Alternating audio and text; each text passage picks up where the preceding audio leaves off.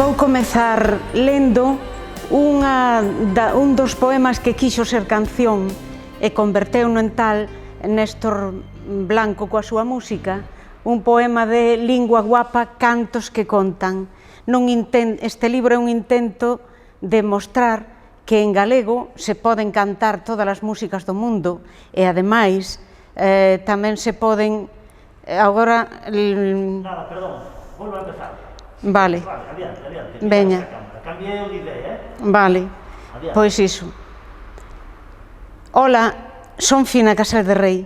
Vou comezar lendo un poema que quixo ser canción e converteuse en tal grazas á música de Néstor Blanco, deste libro Lingua Guapa, Cantos que contan, que é un intento de mostrar que en galego se poden cantar todas as músicas do mundo e todos os temas. Di así: O sapo. Había unha vez un sapo, sintético, frenético, patético, mimético. Era un sapo esquelético, soñaba que era un coello ao mirarse nun espello. E había unha nena que quería ser ciclista, alpinista, piragüista, artista, electricista, futbolista, activista, ter propio punto de vista. Pero o sapo sapón non a quixo a seu carón. Había unha vez un sapo, fatigante, desafiante, dominante, inquietante. Era un sapo horripilante, soñaba que era un profeta que ignoraba a cor violeta. E había unha nena que quería ser notaria, comisaria, propietaria, empresaria, igualitaria, ferroviaria, mandataria. Escollera indumentaria, pero o sapo sapón non a quixo a seu carón. Había unha vez un sapo exótico, neurótico, despótico, caótico. Era un sapo estrambótico, soñaba con atopar a herba de namorar. E había unha nena que quería ser bombeira, enxeñeira, carpinteira, adegueira, camioneira, zapateira, aventureira, vivir á súa maneira. Pero o sapo sapón non a quixo a seu carón. Había unha vez un sapo resabido, presumido, relambido, resentido. Era un sapo retorcido, soñaba dar cun amor no oco dun ascensor. E había unha nena que quería ser doutora, escritora, aviadora, directora, adestradora, inventora, produtora. Pensou que xa era hora, pero o sapo sapón non a quixo a seu carón. Había unha vez un sapo indecente, repelente. Unha rapaza inocente bicouno por accidente. Era un príncipe malvado que a sapo foi condenado. E agora vou a ler un fragmento dun dos capítulos de A pomba e o degolado. A pomba e o degolado conta a historia de André, un rapaz de uns 17 anos que vive nunha familia desestruturada, ten mala relación con seu pai, que caeu nas poutas da droga, pero ten unha relación excelente, unha complicidade única co seu avó.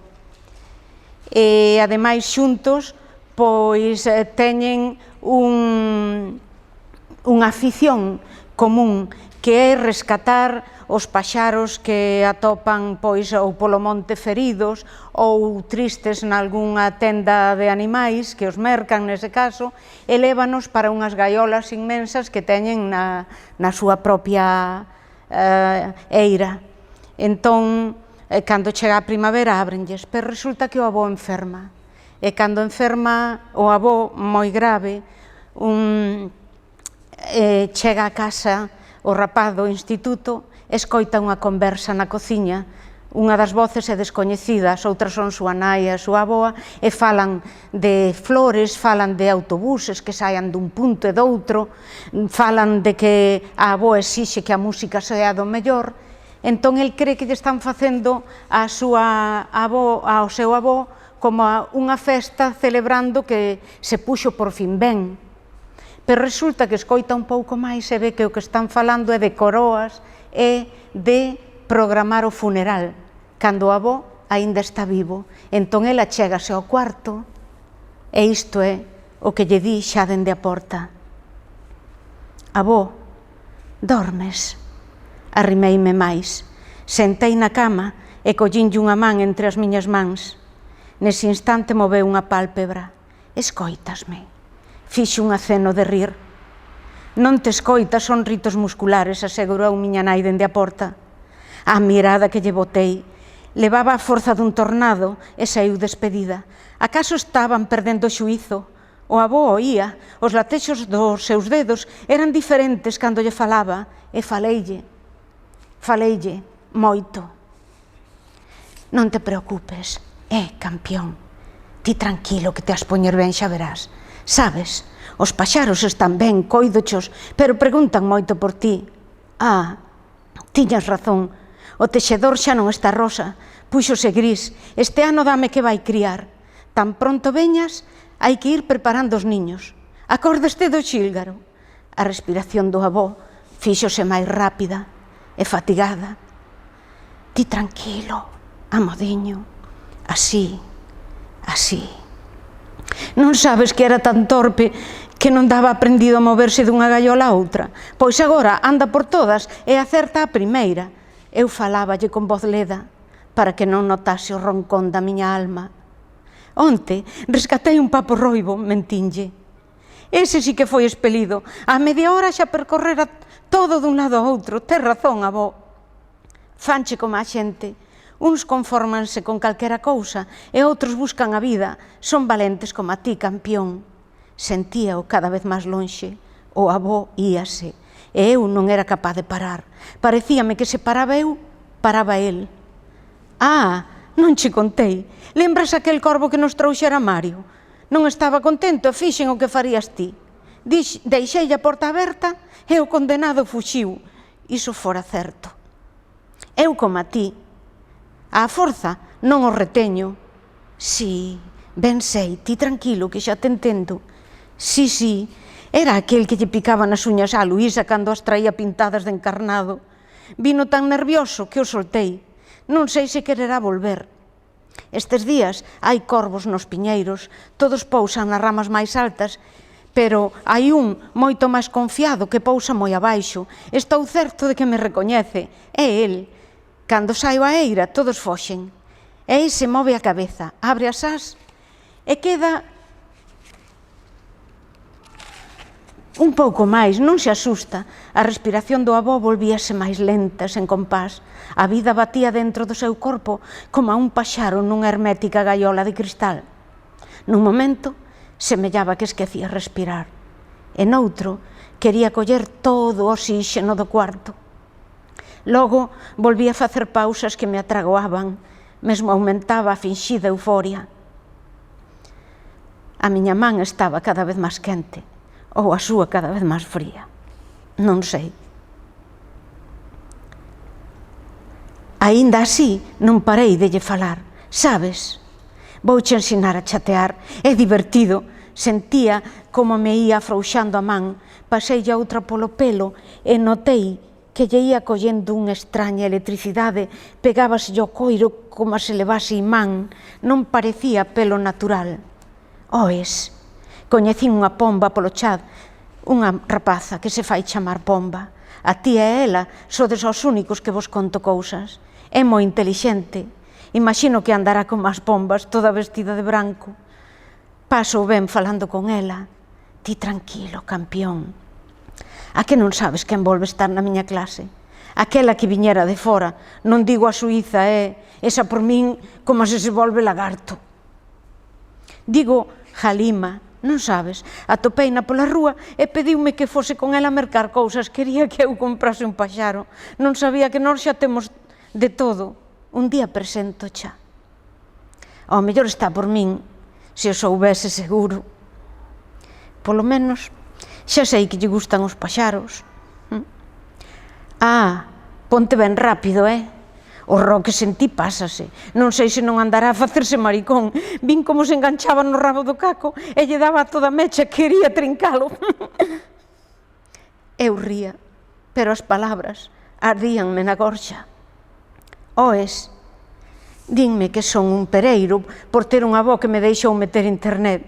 É certo, a miña boca quedaba sen saliva, pero non quería parar.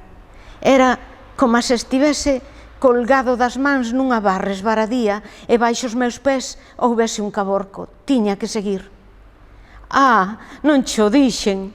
Nesta avaliación aprobei ata a tecnoloxía, mentinlle. Todas, aprobei todas, cunhas notazas. E xa sabes, mentres non te poñas ben, eu non me esquezo dos paxaros. Non te preocupes por eles, están contentos. Agora, ata lles gusta o rock de Primal Screen. Cando chegue o tempo das sementes, se aínda non estás ben de todo, hei facer o que ti me dixeches. Ábrolles, doulles o billete de ida e volta, e que fagan o que queiran. Ti nada, tranquilo, todo vai ben. Aquí é unha sorte que teñas un neto que te queira tanto, Galopín. Claro que a ti, quen che vai querer mal, Ata o mar te protexeu cando andabas no teu barco, naquel que rebautizaches cun nome andróxino, en canto eu nacín, ben sei por qué, o Neves André. Os teus grandes amores, va que sí. Sentín como, a través da súa man, algo do avó se me metía dentro para sempre, como se o seu cerebro se fundise co meu. O mar a ti nunca che fixo grandes faenas.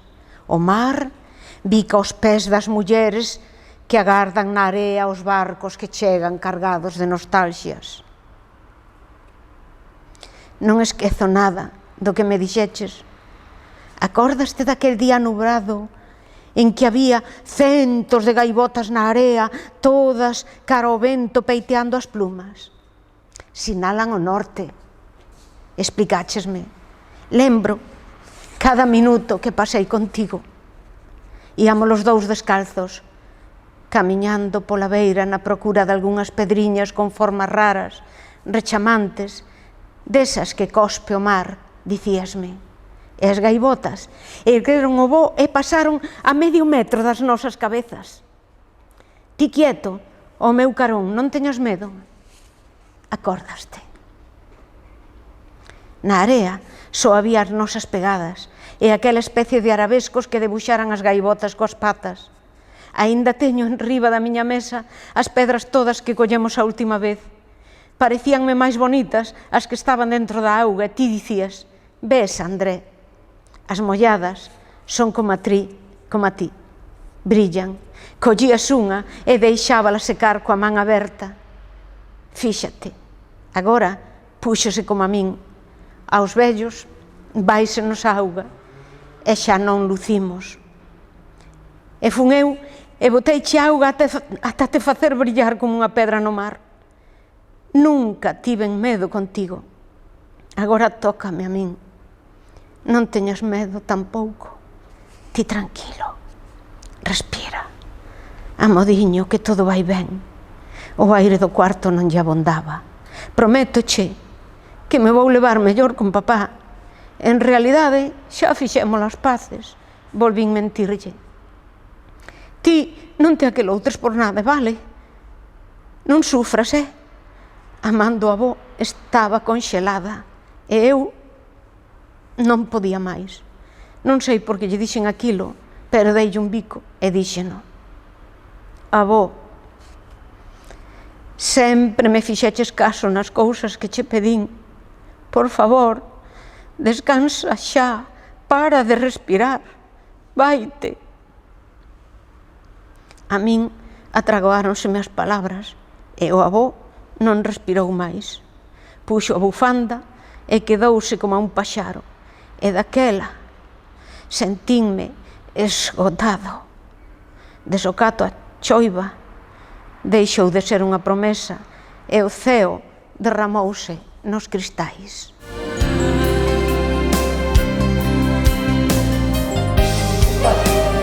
Sí.